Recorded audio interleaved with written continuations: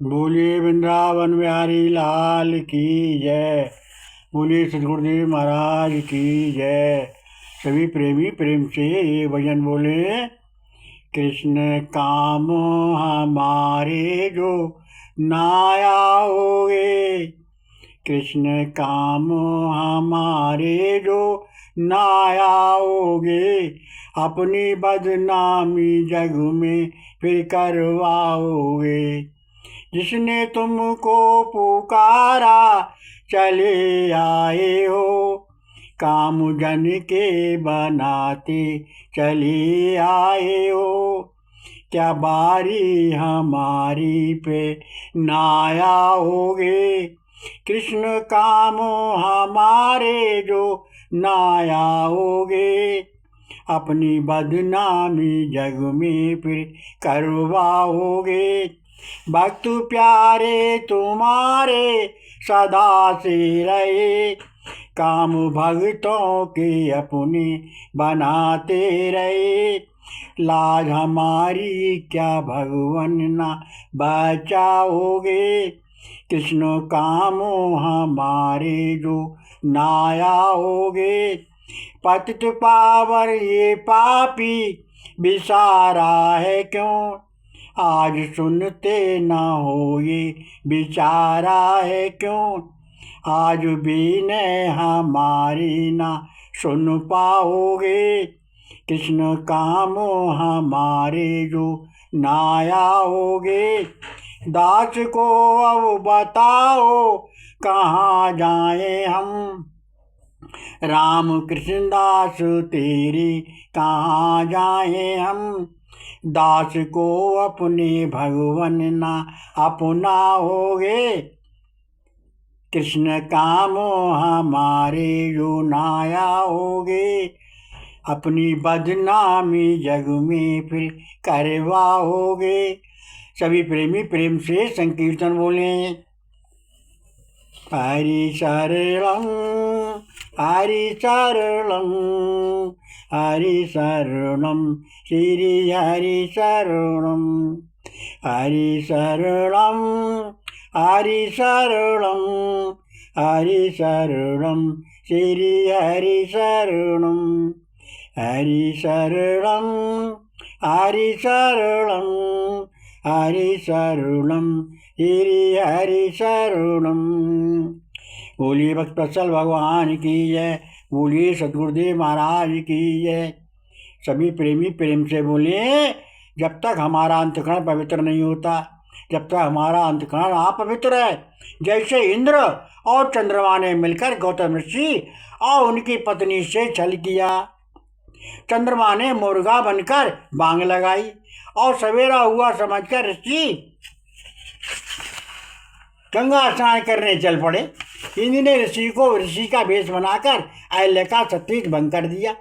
फलस्वरूप दोनों को साफ लगा और वे सदा के लिए कलंकित हो गए।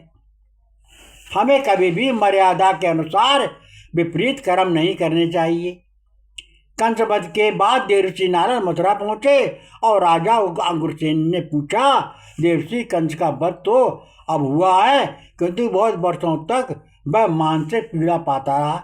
उसे नींद नहीं आती थी, वो बहुत दुखी होकर चीख पड़ता था। क्या ये मृत्यु के भय से था अथवा अन्य कोई कारण था? नारद जी बोले, राजन, वो स्वयं ही अपने पाप के कारण ही फल भोग रहा था। उसके कुकर्म ही उसे पीड़ा दे रहे थे। हमें कभी भी असत्य गलत कर्म नहीं करने चाहिए। धन सार्थक जो हो वही सही होता है। जब भी नेकी से कमाया जाए, भलाई में खर्च किया जाए। अतः अम्बरीश प्रभु के सच्चे परम भक्त थे। भक्त की प्रशंसा निश्चल भाव के कारण फैलने लगी। ऋषि दुर्वासा उनके यश से अकारण ही ईर्षा करने लगे और वे अकारण नीचा दिखाने के लिए शिष्यों सहित पहुंचे। केवल इस बात पर क्रोध उठे कि अम्बरीश ने उन्हें भोजन कराए बिना चरणामृत और तुलसी दल क्यों ले लिया। उन्होंने एकादशी का अम्बरीश व्रत करते थे, एकादशी का व्रत रखा था। समय निकल जा रहा था प्राण का, इसलिए उन्होंने चंद्रामृत का जल ले लिया। उन पर कृपा शक्ति छोड़ दी। उन पर कृपया शक्ति छोड़ दी। अम्बरीश शांत बने रहे। भगवान विष्णु ने यह नीति देखकर सुदर्शन चक्र छोड़ दिया। कृपया कृत्या को समाप्त करके वो दुर्वासा के पीछे पीछे लग गया। जब तक उन्होंने अम्बरीश से क्षमा नहीं मांग ली, वे तीनों लोकों में भागने पर भी निर्भीक ना हो सके, निडर ना हो सके। भगवान अपने भक्तों की स्वयं रक्षा करते हैं। हमें कभी राग द्वेष ईर्ष्या नहीं करनी चाहिए, किसी का अकारण नहीं सताना चाहिए, सबसे प्रेम का व्यवहार करना चाहिए। धन को सत्कार्यों में धन लगाते रहना चाहिए, यानी से धन के प्रति मोह नहीं रहता। दुर्गुण के स्थान पर सद्गुण विकसित होने पर ही आत्म कल्याण का मार्ग प्राप्त होने लगता है। हमें देह दृष्टि छोड़ के आत्म दृष्टि करनी चाहिए। सभी प्रेमी प्रेम से प्रभु का नाम लो और सबको नाम लेवाओ। गलत कार्य कभी ना करो और ना किसी को करने की राय दो। जहाँ तक हो नेकी के कार्य करो, अच्छे कार्य करो, शुभ कार्य करो, भलाई के कार्य करो, जनहित के कार्य करो, कि उनका परिणाम वैसा ही होगा। क्योंकि कर्म प्रदान विश्व रच राखा, जो जस कीन तास फल चाका। अच्छा कर्म प्रदान किया या किसी ने बुरा कर्म प्रदान किया, उसी का ही फल हमको भोगना पहले पड़ेगा। इसलिए अच्छे कर्म हो चाहे बुरे कर्म हो, दोनों कर्म का फल हर प्राणी अपने किए कर्म का फल भोगता है। अपने ही कर्म का बल और अपने ही कर्म का डर होता है, किसी दूसरे कर्म का बल डर नहीं होता। ऐसा मान कर पृथ्वी को देह दृष्टि छोड़कर आत्मदृष्टि करो। देह दृष्टि नाशवान है, आत्मदृष्टि कल्याणकारी है। देह पंचभौतिक है, आत्मदृष्टि जो है कल्याणकारी है। आत्मा भगवान का अंश है और देह माया का अंश है। माया और देह नाशवान पंचभौतिक हैं और माया अविनाशी परमात्मा का अंश अविनाशी है। ऐसा करके प्रभु का नाम लो और सबको प्रभु का नाम लेवाओ। सभी प्रेमी प्रेम से प्रभु का भजन बोले। कृष्ण तुम तो सदा प्राणों प्यारे रहे, आज बारी हमारी क्यों रुके रहे। कौन गलती ये ऐसी बिचारी हरी, किस कारण से हमको विसारा हरी। प्राण प्यारे बताओ क्यों रूठे रहे। कृष्ण तुम तो सदा प्राण प्यारे रहे, मांगते हम क्षमा हमको कर दीजिए। आज आए शरण में रख लीजिए।